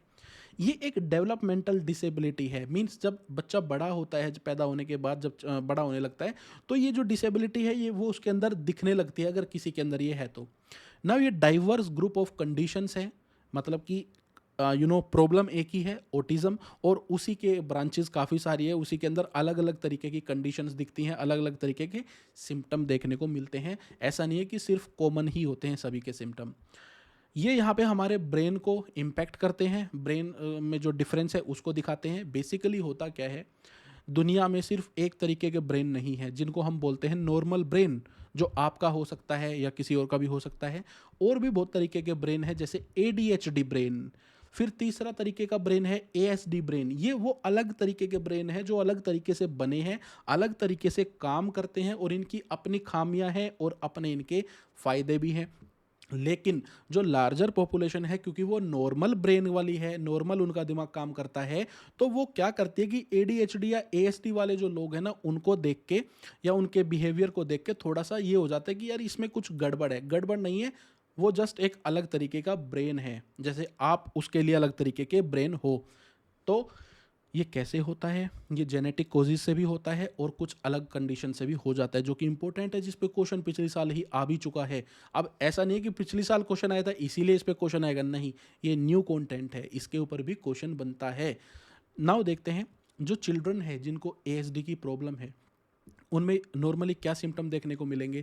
सोशल इंटरेक्शन उनकी इम्पेयर्ड हो जाती है, वो ज़्यादा सोशली किसी से इंटरेक्ट नहीं करेंगे। वर्बल कम्युनिकेशन और नॉन वर्बल कम्युनिकेशन स्किल है जो वो उनकी इम्पैक्ट हो जाती है। वो यहाँ पे रिपीटिटिव और रिस्ट्रिक्टेड जो बिहेवियर है उसको शो करते हैं। वो यहाँ पे होता क्या है, मोर एंड मोर रिसर्च आज के टाइम पे हो रही है, और इसकी वजह से हमें अब ये पता चल रहा है कि जो कम्युनिटी ऑफ बैक्टीरिया, जो आपकी आंत में बैक्टीरिया होते हैं ना, वो जो हमारा माइक्रोबायोम है वो हमारी ब्रेन हेल्थ को इम्पैक्ट करता है। कैसे? देखिए, ब्रेन जो है वो बेसिकली बना हुआ है न्यूरॉन से, और जो न्यूरॉन्स होते हैं वो हमारी यहाँ पे इंटेस्टाइन में भी हमें देखने को मिलते हैं, हार्ट में भी देखने को मिलते हैं। तो इसीलिए आजकल एक कहावत भी चल गई है, वो क्या है? कहावत है कि यहाँ पे gut is your second brain. Means जो आपकी आंत है, जो आपकी इंटेस्टाइन है, वो आपका दूसरा दिमाग है। तो वो साइंटिफिकली भी प्रूव हो गया कि जो आपकी गट हेल्थ है वो डायरेक्टली आपके ब्रेन हेल्थ को इम्पैक्ट करती है। ये तो यहाँ पे बात हो रही है बड़ी ओटिज्म के बारे में, ADHD के बारे में, नॉर्मली भी वो आपको इम्पैक्ट करती है। पिछली साल ही तो क्वेश्चन आया है ना प्रोबायोटिक्स के ऊपर और गट हेल्थ के ऊपर, वो भी आपको याद होना चाहिए। तो मैं आपको कितने सारे क्वेश्चंस बता रहा हूँ बिल्कुल सिमिलर, जो यहीं से निकल के आए हैं। Then differences in gut microbiome composition. जो कॉम्पोजिशन है माइक्रोबायोम की, मींस जैसे कि बैड बैक्टीरिया, गुड बैक्टीरिया अगर ऊपर नीचे होते हैं, अगर इम्बैलेंस होता है, तो वो यहाँ पे आपको अलग अलग तरीके की डिजीजेज या कंडीशन दे सकता है। जैसे कंडीशन में क्या है, ओटिज्म एक कंडीशन है, एक अलग तरीके का ब्रेन है, लेकिन डिजीज भी होती है, जैसे क्रोन डिजीज हो गई, सेलियक डिजीज हो गई। अब यहाँ पे एक क्वेश्चन और आया था last year he, I think last year, उससे पिछले साल, एनवायरनमेंट से रिलेटेड। वो क्या था? वो यहाँ पे न्यूरो डीजेनरेटिव डिजीज़ के बारे में ही पूछ रहा था, जिसमें ओटिज्म भी जिसका एक पार्ट है, जिसमें पोल्यूशन के बारे में बात हुई थी, और वो सारी चीज़ें आप यहाँ पे भी आज पढ़ने वाले हैं। Then according to the diagnostic and statistical manual of mental disorders, क्या है ये? DSM-5 जिसको बोलते हैं।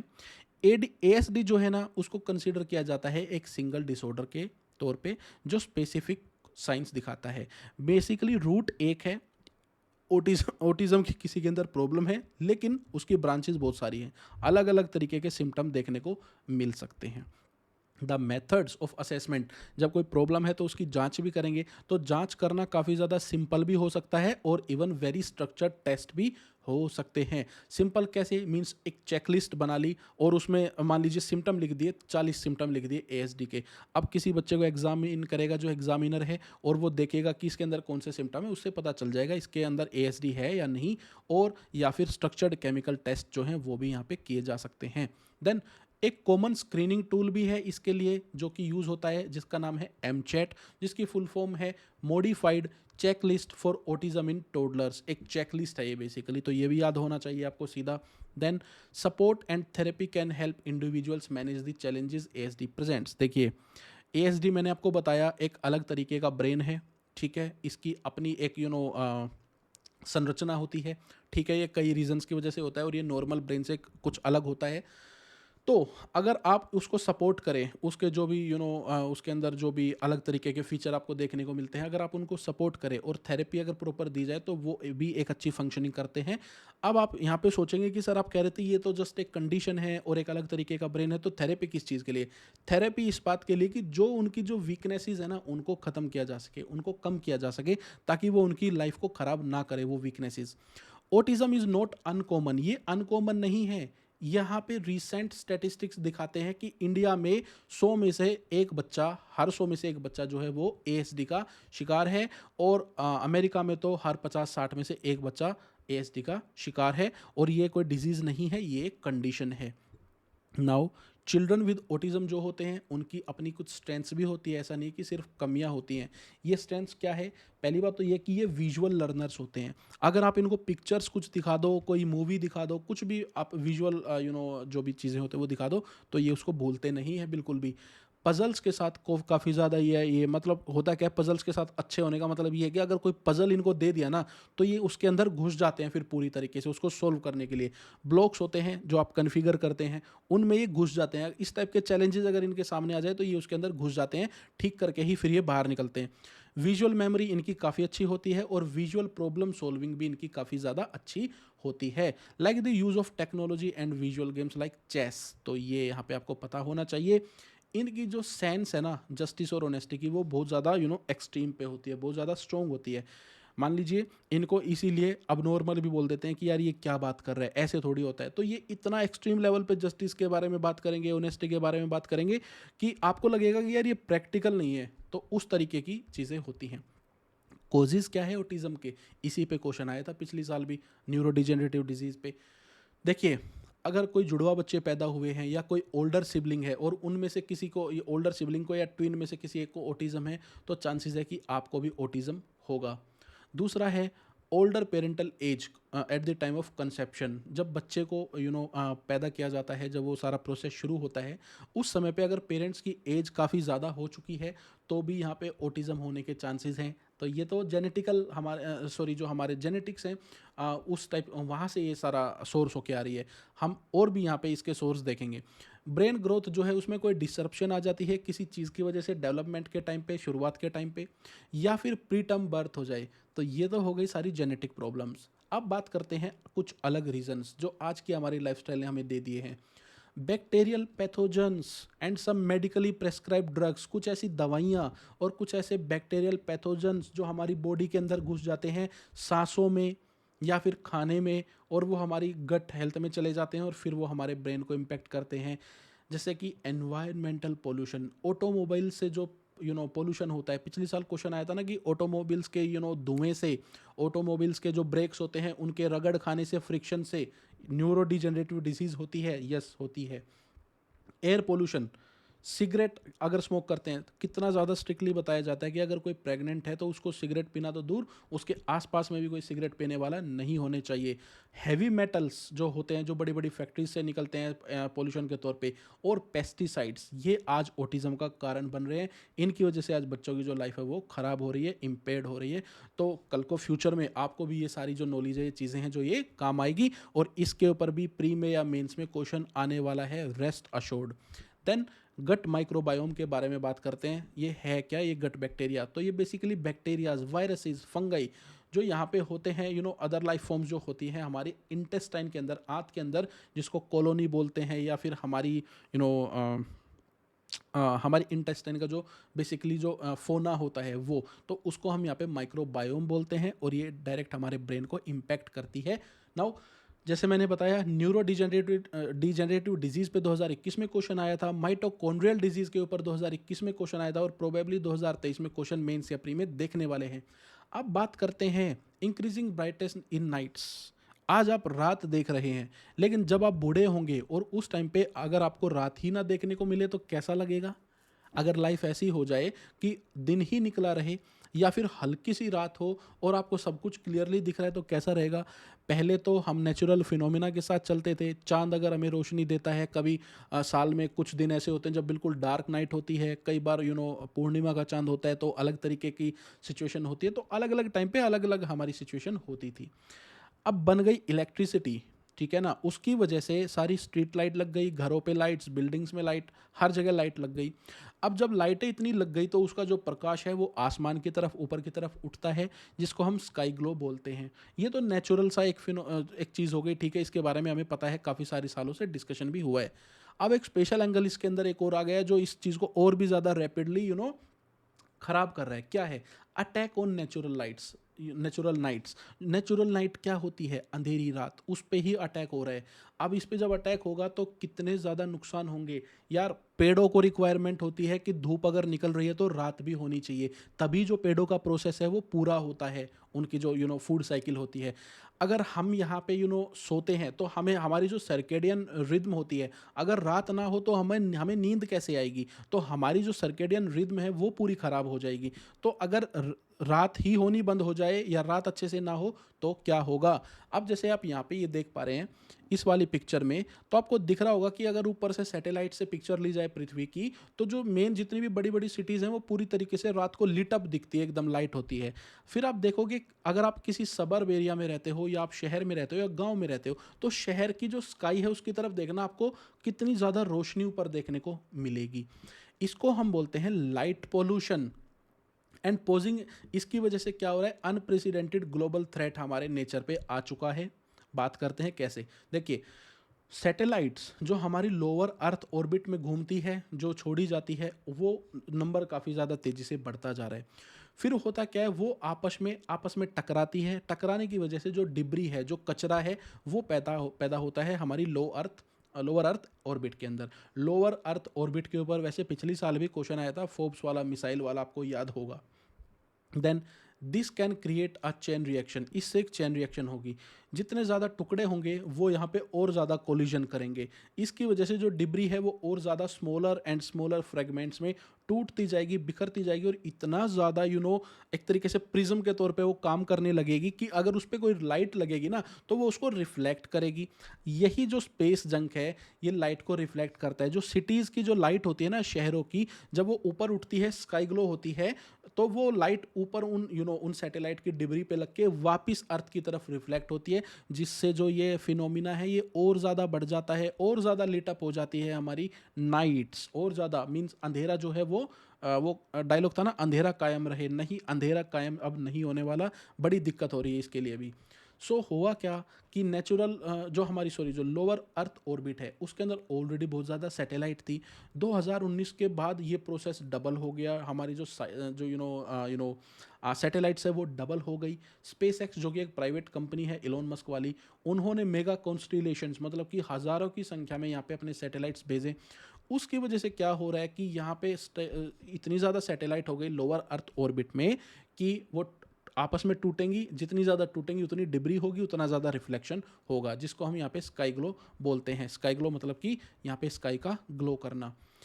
अब इसके बैड इम्पैक्ट क्या है? कुछ तो मैंने आपको बताया कि जो नेचुरल चीज़ें हैं वही ख़त्म हो जाएंगी, तो फिर कैसे काम चलेगा पृथ्वी का।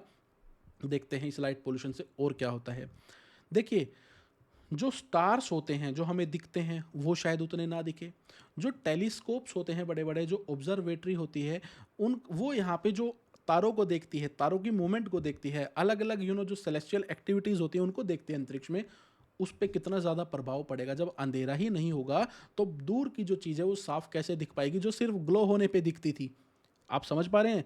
The celestial events that humanity will never get to observe. जो सेलेस्टियल इवेंट्स होते हैं जो आप देखते हैं कई बार टेलीस्कोप से, कई बार ऐसे स्पेशल कॉमेट्स वगैरह जो होते हैं, तो वो आपको अब देखने को नहीं मिलेंगे कभी आगे, फिर अगर आर्टिफिशियली हमारी स्काई इतनी ब्राइट हो जाएगी तो। It will affect professional astronomers. जो एस्ट्रोनॉमर्स हैं उनको काफ़ी ज़्यादा प्रभावित होना पड़ेगा। ऑब्जर्वेटरीज को काफ़ी ज़्यादा प्रभावित होना पड़ेगा। जो प्रॉपर फंक्शनिंग है वो नहीं हो पाएगी। इसीलिए जो एस्ट्रोनॉमर्स है वो यहाँ पे काफ़ी ज़्यादा रिक्वेस्ट कर रहे हैं कि जो ये सैटेलाइट्स हैं इनको कम भेजा जाए, बड़े बड़े ये कॉन्स्टिलेशंस ना बनाए जाएं। ऐसा ही क्वेश्चन सिमिलरली 2022 के प्रीलिम्स में आ चुका है। अब बात करते हैं short and crisp current affairs के बारे में। ये क्या है? सबसे पहला है आभा नंबर के बारे में। आभा नंबर क्या है? ये है basically Ayushman Bharat health account. Means आपका ये अकाउंट है, ये बेसिकली आपकी सारी इंफॉर्मेशन इसके अंदर होने वाली है। आभा ऐप की भी मैंने बात की थी ना अभी, तो ये वही है। ये बेसिकली एक हेल्थ आईडी कार्ड है, आपका खुद का आईडी कार्ड, आपकी आईडी, आपकी हेल्थ से रिलेटेड जिसके अंदर इंफॉर्मेशन होने वाली है। Now Ayushman Bharat health account, आभा जो है, और हेल्थ आईडी जिसको हम बोलते हैं, इज एन इनिशिएटिव। भारत सरकार का एक ये इनिशिएटिव है। कौन से मिशन के under? Ayushman Bharat digital mission जो है उसके अंदर। भारत सरकार का जो ये उपक्रम है ना कि डिजिटली सब कुछ लिंक होना चाहिए, पूरी पूरी जानकारी, उसके अंतर्गत आता है आभा नंबर और आभा ऐप या health card, health ID card. Indian citizens to establish a centralize database. इसकी वजह से एक सेंट्रलाइज डेटाबेस पूरा क्रिएट हो जाएगा हमारी पॉपुलेशन का, हमारे ह्यूमन रिसोर्स का। फिर बात करते हैं होगा कैसे ये। तो जो हेल्थ फैसिलिटी रजिस्ट्री है, HFR, जो एक बॉडी है basically, HFR is the core building block of ABDM। ये जो आयुष्मान भारत डिजिटल मिशन है ना, उसके अंतर्गत जो ये सारी इंफॉर्मेशन जाके इकट्ठी होएगी, वो कहाँ पे होएगी? HFR में, हेल्थ फैसिलिटी रजिस्ट्री में। और ये एक सिंगल सोर्स बन जाएगा सारी वेरीफाइड इंफॉर्मेशन के लिए, सारी हेल्थ फैसिलिटीज़ के लिए अक्रॉस दी कंट्री। फिर बात करते हैं QCVM के बारे में। QCVM मीन्स यहाँ पे क्विक कॉइन वेंडिंग मशीन। जैसे आप आज ATM से नोट निकालते हैं, वैसे ही आने वाले टाइम में अब आप यहाँ पे UPI या फिर जो QR कोड है, बेसिकली QR कोड से स्कैन करके UPI के थ्रू और इन वेंडिंग मशीन से सिक्के निकाल सकते हैं, कॉइन्स को निकाल सकते हैं। RBI ने अपनी मॉनेटरी पॉलिसी में ये अनाउंस कर दिया है अभी कुछ टाइम पहले कि QR code based coin vending machine हम लगाएंगे, जिसकी वजह से जो कॉइन है वो डिस्पेंस किए जा सकते हैं प्रॉपर तरीके से, जैसे करेंसी नोट्स होते हैं ATMs में से। इंटेंशंस इसके पीछे ये है कि यहाँ पे जो लास्ट माइल अवेलेबिलिटी है कॉइन की, वो यहाँ पे बढ़ाई जा सकती है। अब बात करते हैं E-रूपी के बारे में, जिसकी स्पेलिंग ये भी हो सकती है और ये भी हो सकती है, ई और रुपए का साइन, रुपी का, और फिर देन UPI। देन बात करते हैं बेस क्या है इसका। बेस ये है कि सरकार अगर कोई स्कीम बनाती है, कोई हेल्थ स्कीम है या कोई नॉर्मल स्कीम है, जैसे कोविड में डायरेक्ट ट्रांसफ़र अगर करना है पैसों का जो गरीब जनसंख्या है उनके पास, तो वो कैसे होगा? तो डिपार्टमेंट ऑफ फाइनेंशियल सर्विसेज एक बॉडी है, उसने ministry of health and family welfare and national health authority के साथ मिलके E-रूपी को शुरू किया। 2 अगस्त 2021 को लॉन्च कर दिया, ठीक है। ERUPI is to ensure leak proof delivery. अब होता क्या है कि जो बीच में मिडल मैन है या बीच में जो भी कोई प्रोसेस है उसको ख़त्म कर दिया गया है। जो ये सुविधा सरकार की तरफ से जो ये हेल्प दी जा रही है वो डायरेक्टली जो बेनिफिशियरी है उसके पास पहुंचेगी और करप्शन यहाँ पे होगा ख़त्म। प्राइवेट सेक्टर जो बड़ी बड़ी कंपनियां हैं वो अपने ट्रस्ट चलाती है या CSR चलाती है, कॉरपोरेट सोशल रिस्पॉन्सिबिलिटी। अगर वो भी यहाँ पे किसी किन्हीं लोगों को बेनिफिशियरी बनाना चाहती है, अगर उनकी हेल्प करना चाहती है, तो वो भी E-रूपी का यूज़ कर सकती है। सरकार तो करेगी ही, प्राइवेट सेक्टर भी कर सकता है। कैसे होगा ये यूज़? होगा कैसे? ये सीमलेस है बिल्कुल, वन टाइम पेमेंट मैकेनिज्म है। विल बी एबल, होगा क्या? वाउचर मिलेंगे लोगों को, और इन वाउचर को कहाँ पे रिडीम किया जा सकता है? कुछ ऐसे मर्चेंट्स होंगे जो E-रूपी को एक्सेप्ट करेंगे, दुकानदार वगैरह वो E-रूपी को एक्सेप्ट करेंगे।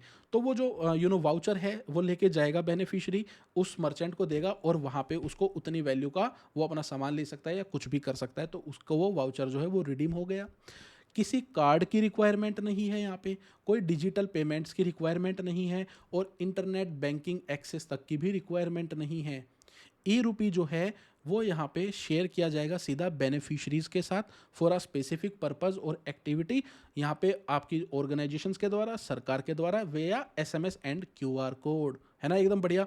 देन दिस कॉन्टैक्टलेस ई रूपी, ये जो है ये काफ़ी ज़्यादा इजी होने वाला है सभी के लिए, सेफ एंड सिक्योर होने वाला है, और इसकी जो सारी बेनिफिशरीज की डिटेल्स हैं वो कॉन्फिडेंशियल होने वाली है। फिर बात करते हैं wild Fyers and ozone layer के बारे में। देखिए, वाइल्ड फायर जो हैं, जब बड़े बड़े जंगलों में आग लगती है तो होता क्या है कि जो स्ट्रेटोस्फेयर है, जो एटमॉस्फेयर की सेकंड लेयर है टोपोस्फेयर के ऊपर, उसमें काफ़ी ज़्यादा स्मोक जो है वो पंप करती है ये वाली वाइल्ड फायर, बड़ी काफ़ी सारा पोल्यूशन जाता है। ये पोल्यूशन काफ़ी लंबे समय तक, सालों तक वहीं पे घूमता रहता है।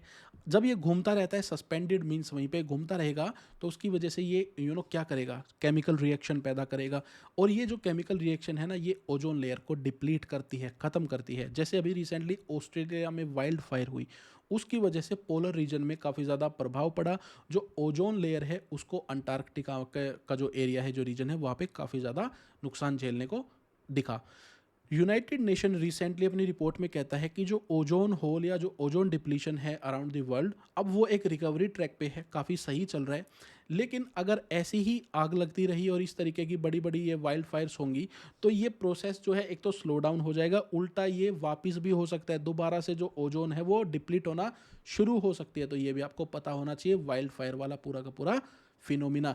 ऐसे ही एक क्वेश्चन आया था वाइल्ड फायर से रिलेटेड, और आई थिंक सवन्ना जो ग्रासलैंड्स होते हैं उनसे रिलेटेड, 2021 या 22 का क्वेश्चन था। तो ये भी आपको पता होना चाहिए। ओजोन लेयर के ऊपर भी 2 साल लगातार क्वेश्चन पिछले सालों में आ चुके हैं।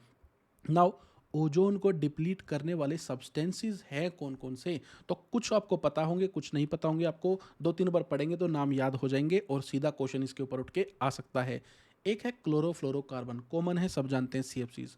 फिर है hydrochlorofluorocarbons, halon, methyl bromide, carbon tetrachloride, hydrobromofluorocarbons, chloro bromo methane and methyl chloroform. Just आपको याद करना है, 2-3 बार में याद हो जाएगा, आइडिया भी रहेगा तो भी आप इजीली सोल्व कर पाएंगे। बात करते हैं स्मॉल शॉक्स के बारे में। कई बार आपको करंट के झटके लगते होंगे ना, आपने पब्लिक स्पेस में किसी मेटल की चीज़ को छुआ या फिर किसी कपड़े तक को भी छुआ, तो ये काफ़ी ज़्यादा आज अब जो रिपोर्ट्स हैं ये आती है कि हाँ भाई, यहाँ पे जो कंप्यूटर्स वगैरह हैं उनको इलेक्ट्रिक झटके लगते रहते हैं, स्पेशली पब्लिक प्लेसेस में मेटेलिक सर्फेसिस वगैरह को टच करके, या फिर कपड़ों को भी इवन टच करके, जो पॉलिस्टर वगैरह के होते हैं, इवन प्लास्टिक वगैरह को, और वूल को भी। फिनोमिना क्या है ये, क्या है ये, इसके बारे में जानते हैं। ये स्टैटिक शॉक होता है टेक्निकली, जिसको हम यहाँ पे इलेक्ट्रोस्टैटिक डिस्चार्ज बोलते हैं। मींस यहाँ पे इलेक्ट्रॉन्स का डिस्चार्ज हो गया, ठीक है ना, एकदम से जैसे आपने टच किया। ये जो शॉक है ये प्रोडक्ट है किस चीज़ का, जब इलेक्ट्रॉन्स ट्रांसफर होते हैं एक मटेरियल से अनदर पे, उस मेटल से सीधे आपके ऊपर ट्रांसफर हो गए तो आपको वो झटका देते हैं। Due to different electrical permittivity, अगर सेम परमिटिविटी हो ना इलेक्ट्रिकल की तो ये नहीं होगा, लेकिन यहाँ पे क्योंकि अलग अलग आपकी बॉडी की परमिटिविटी अलग है, इलेक्ट्रिक और उस मेटल की अलग है, तो वो आपके ऊपर यहाँ पे डिस्चार्ज हो जाता है, ट्रांसफ़र हो जाता है। इमेजिन कीजिए, इलेक्ट्रॉन्स जो हैं वो बेसिकली कुछ आदमी हैं, और वो एक दरवाजे से अंदर घुसना चाहते हैं। अब वो जो दरवाज़ा है वो काफ़ी ज़्यादा भीड़ा है, नैरो है, तो उसमें से वो इलेक्ट्रॉन्स कैसे ही घुस पाएंगे। तो ये जो भीड़ापन है, ये परमिटिविटी के तौर पे आप इसको यहाँ पे इमेजिन कीजिए कि परमिटिविटी लो है, कि उसका वो काफ़ी ज़्यादा नैरो है, वो चौड़ा नहीं है, तो लोग अंदर नहीं आ पाए। अब इमेजिन कीजिए एक मटेरियल है, उसकी हायर परमिटिविटी है, मीन्स जो दरवाज़ा है वो काफ़ी ज़्यादा चौड़ा है, तो जो लोग हैं वो एकदम से अंदर घुस जाएंगे। तो वैसे ही ये होता है परमिटिविटी का कॉन्सेप्ट। वाई इट हैपन्स, ये होता क्यों है। इलेक्ट्रोस्टैटिक डिस्चार्ज होता है क्योंकि जो इलेक्ट्रिक चार्ज है, यूजुअली इलेक्ट्रॉन्स, वो एक्यूमुलेटेड हो जाते हैं किसी जगह पे, ठीक है, हो गए।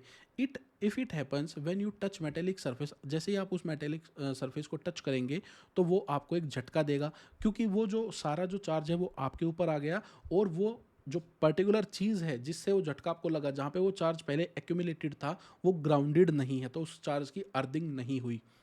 नाउ, वेट वेदर में क्या होता है, क्योंकि मॉइस्चर होता है, moisture that collects on the surface of objects conduct the electrons away, वो इलेक्ट्रॉन्स को यहाँ पे अपने साथ हटा लेते हैं, मॉइस्चर जो होता है। लेकिन सूखे वेदर में, ड्रायर वेदर में क्या होता है, विदाउट द मॉइस्चर होता क्या है कि इम्प्रॉपरली जो ग्राउंडेड ऑब्जेक्ट होते हैं ना, उन पे जो ये सारा चार्ज इकट्ठा होता है वो वहीं पे रहता है, और आपके टच करते ही आपके ऊपर एकदम से वो अटैक होता है। तो ये इस तरीके के छोटे छोटे करंट के झटके आपको लगते हैं। तो ये भी आपको समझ में आ गया, इस पर भी स्टेटमेंट बना के क्वेश्चन आ जाएगा। सोलर जियो इंजीनियरिंग के बारे में बात करते हैं। ये क्या है, जियो प्लस इंजीनियरिंग। ओके, इंटरेस्टिंग, बात करते हैं क्या है। मीन्स मैनिपुलेट करना अर्थ के क्लाइमेट को। क्लाइमेट चेंज हो रहा है, ग्लोबल वार्मिंग हो रही है, क्या हम उसको चेंज कर सकते हैं? क्या हम यहाँ पे अपना जो टेम्परेचर है उसको कुछ डिग्री से कम कर सकते हैं? तो यहाँ पे उसी के बारे में है कि अर्थ का जो टेम्परेचर है उसको लो करना ताकि ग्लोबल वार्मिंग को कम किया जा सके। ये तो है जियो इंजीनियरिंग। तो ये सोलर इसके आगे क्यों ऐड हो गया, देखते हैं। सोलर जियो इंजीनियरिंग को सोलर रेडिएशन मॉडिफिकेशन भी बोलते हैं, जिसमें होता क्या है कि अर्थ की जो है वो कूलिंग होती है। कैसे? जो अर्थ ने सारी हीट सनलाइट से एब्जॉर्ब की है उसको वापस रिफ्लेक्ट कर देना ऊपर की तरफ। ठीक है, ये है सोलर जियो इंजीनियरिंग। ये जियो इंजीनियरिंग का ही एक सबसेट है। नाउ जो टेम्परेचर है अर्थ सरफेस का वो काफ़ी ज़्यादा बढ़ गया है, क्योंकि डायरेक्ट जो सनलाइट है वो एब्जॉर्ब हो रही है, जिसको हम शॉर्ट वेव रेडिएशन बोलते हैं। अब ये जो वार्म सरफेस ऑफ अर्थ है ये एमिट करता है इस पार्ट को, इस हीट को, और ये ऊपर की तरफ फेंकने की कोशिश करता है, जिसको हम इंफ्रारेड रेडिएशन बोलते हैं या फिर लॉन्ग वेव रेडिएशन भी बोलते हैं। अब होता क्या है कि कार्बन डाइऑक्साइड या मीथेन जैसी जो ग्रीन हाउस गैसेज होती हैं ना, वो इस हीट को अपने अंदर कैप्चर कर लेती है, होल्ड करती है, और ये काफ़ी ज़्यादा इस प्रोसेस को डिफ़िकल्ट बना देती है कि जो ये इंफ्रारेड रेडिएशन है या लॉन्ग वेव रेडिएशन है जो पृथ्वी से वापस रिफ्लेक्ट हो रही है, ये हीट ऊपर जाना चाह रही है, उसको होने नहीं देते, उसको एस्केप नहीं होने देते। ठीक है, अब इसकी वजह से एक इम्बैलेंस क्रिएट होता है। क्यों? क्योंकि जो यहाँ पे ऊपर से जो हीट आ रही है, अब ये जो देख रहे हैं वो तो काफ़ी ज़्यादा है जो आ रही है, ठीक है, आए ही जा रही है, लेकिन जो जाने का अमाउंट है वो काफ़ी ज़्यादा कम है, जिसकी वजह से जो अर्थ है वो वार्म अप हो जाती है। इसी को सोल्व करने के लिए सोलर जियो इंजीनियरिंग जो है वो हमारे काम आती है। ये क्या कर रही है यहाँ पे, ये जो अमाउंट है हीट का इसको वापस रेडिएट रेडिएट कर रही है back into the space using artificial method. So this will in turn reduce the temperature of earth surface. I think science and tech आपको काफ़ी ज़्यादा ईजी लगा होगा, कोई भी चीज़ बिल्कुल भी टफ नहीं थी, चाहे कैपेसिटर के बारे में हो, इलेक्ट्रोड्स के बारे में हो, सोलर जियो इंजीनियरिंग हो। आई होप आपको सब कुछ अच्छे से समझ में आया होगा। Thank you so much and good bye.